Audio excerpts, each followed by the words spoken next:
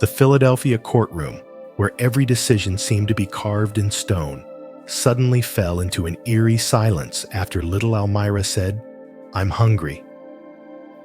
The space suddenly stopped. Only the faint sound of the air conditioner and the whispers that drifted between the people in the room. All eyes turned to the 6-year-old girl, who had just broken the cold solemnity of the trial. Elmira's mother, Amanda, stood still, her cheeks red with embarrassment. She gently pulled Elmira closer, bowed her head, and apologized, her voice trembling. "I'm sorry, Your Honor. I'm just a child. She doesn't understand." But Elmira, in her innocent innocence, did not notice her mother's tension. She looked straight at Judge Delvin, her eyes sparkling with sincerity as she asked, "Are you hungry?" "I want pancakes. Pancakes are delicious." A muffled laugh rang out somewhere in the room, but it died quickly as Judge Delvin's sharp gaze swept over him. He set down his pen solemnly, leaning back slowly in his chair. His deep, unreadable eyes stared at Elmira, but there was none of the anger everyone expected. He asked, his voice low and gentle, "What's your name, little girl?" "Elmira," she replied immediately, smiling brightly. "Do you like pancakes?" The question was a ray of light that filtered through the tension in the courtroom, but no one dared to laugh more. Everyone held their breath, waiting for the judge's notoriously stern response. There was a long silence. Then, the unexpected happened. Judge Delvin nodded. It was a very slight nod, but enough to shock the entire courtroom. "I like pancakes too," he said, his voice softening. "But do you know why your mother and I are here today?" Elmira tilted her head, her expression serious. "Number," she said, "she had to come here to talk to you." Amanda's innocent words made her heart clench. She felt herself sink into the floor, not daring to look up. But Judge Delvin, instead of getting angry, smiled, a small, patient smile. He turned to Amanda. "Daisy, I want to hear your story. Not from this file, but from you." Sam raised her head, her eyes wide with surprise. The tremor in her voice had not completely disappeared, but she tried to find her courage. "Your Honor, I'm a single mother. Last week, my daughter had a very high fever, and I had no choice but to park in the wrong spot to run into the pharmacy to buy medicine. I know it was wrong, but I can't let her suffer any longer." She paused, fighting back tears. And now, I can't afford to pay this $200 fine. If I have to pay, I won't be able to buy enough food for my daughter for the next week. The courtroom fell into a deep silence. Some bowed their heads, as if sensing Amanda's pain. But Judge Delvin's eyes never left Amanda. "Did you know that it is illegal to park in a handicapped spot for any reason?" he asked, his voice stern, but no longer cold. "Yes, Your Honor, I know." Elmira looked up at her mother, then turned to the judge, asking simply, "Can you help my mother?" The question stunned everyone. Judge Delvin was silent for a few seconds. Then he stood up, leaving his chair, an action that no one in the courtroom could have predicted. He walked to the podium and looked directly at Elmira, then at Amanda. "Daisy, I can't change the law.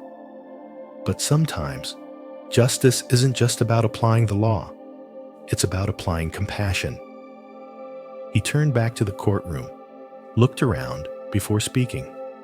200 may be a small amount to many people in this room, but to a single mother, it could mean a week's worth of food and a child's sleep. Today, I won't just be the one to pronounce the sentence. I'll be the first to make a contribution to help them. Then he pulled out his wallet, took out $100, and placed it on the court table. Anyone in this room who is willing to help, please join me. Within minutes, everyone began to move. The sound of wallets opening and coins and bills falling onto the table was heard. No one said a word, but they acted. When they counted, the money collected was not only enough to pay the fine, but almost $500 was left over. Judge Delvin handed the money to Amanda, his eyes softening, but his voice firm. Use this money to take care of your daughter. But next time, make sure you follow the law, because your daughter needs to learn that responsibility is inevitable. Amanda choked up, unable to speak. She bowed her head low, tears falling from her eyes. Elmira smiled brightly, as if she had just seen a miracle. If you feel this story touches your heart, please click like to spread this message to more people. And don't forget to subscribe to the channel to experience more meaningful stories together. In the moment, Judge Donald put down his pen. He was no longer a harsh judge, but a man with a heart that knows how to listen. It was that empathy that rewrote the story of Amanda and Elmira, from a day full of darkness to a ray of hope. That simple act not only saved a mother from her burden, but also planted seeds of kindness in the hearts of all who witnessed it. In life, we are often faced with choices: to remain indifferent or to take a step forward to understand and share. Kindness does not require grand actions. Sometimes it is just stopping to listen, extending a helping hand, or looking at someone with a gentler gaze. And you will be surprised by the power of those actions. Not only can they change the lives of others, but they can also enrich your soul. Kindness and empathy can change the lives of others. Did you know that Dr. Edward Jenner, the inventor of the smallpox vaccine, started with a simple idea and a seemingly meaningless act of giving? He shared his discovery for free, without copyright registration, so that the vaccine could reach millions of people. And then the miracle happened. He saved the whole of humanity. Now think about it. Can your giving, however small, change anything? Maybe not the whole of humanity, but at least one person next to you. Hey, don't frown and think, what do I have to give? Trust me, giving doesn't have to be about money or big things. Sometimes, just a smile, a sincere compliment, or simply giving way to someone in a hurry in the morning can brighten their day. Think back to the last time you helped someone. How did you feel? It was great, right? The story of giving is, in fact, magical. It's not like a transaction. You don't have to wait for anything in return. But the world works funnily. When you give, the universe seems to sneakily send you a surprise gift back. Don't believe it? Remember the famous quote by Winston Churchill: "We make a living by what we get, but we make a life by what we give." Imagine, today, you bought a cup of coffee for a colleague who has been silently helping you, or sent a thank you message to a friend you haven't been in touch with for a long time. What would happen? Maybe you can't change history like Dr. Jenner, but you can change their mood, and sometimes that's enough to sow the seeds of happiness. And remember, giving is not losing, it's investing. Every time you give, even if it's just a kind word or a small gesture, you plant seeds of kindness, and sooner or later, they will blossom into beautiful flowers in your own life. Now, it's your turn. Share your story of giving, even if it's just a small thing, and let us know how you feel when you do it. Who knows? Maybe your story will inspire thousands of others. If you find it meaningful, don't forget to like and share, with your loved ones. And most importantly, try giving something away today. Compassion is a wonderful gift, but you know what? Sometimes what we need to tap into compassion is much simpler. Just stop and listen. Think about it. If Judge Donald hadn't paid attention to Almira's innocent words that day, would he have realized the heartbreaking story behind it? He would have only seen a mother breaking the law, not a person trying to do everything for her daughter. Life is like that. We are often in such a hurry that we forget that the biggest answers sometimes come from the smallest things: an innocent word, a sincere look, or even a moment of silence. So why don't we stop, listen, and let those seemingly small things teach us something big? Don't just listen with your ears, listen with your heart. Because who knows, what you have been searching for all this time is whispering to you through the simplest sounds of life. Stop and listen. Sometimes the answer lies in innocence and honesty.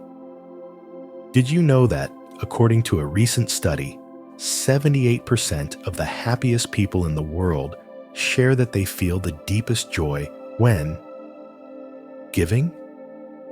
Not when they buy something new, not when they receive a compliment, but when they bring joy to others.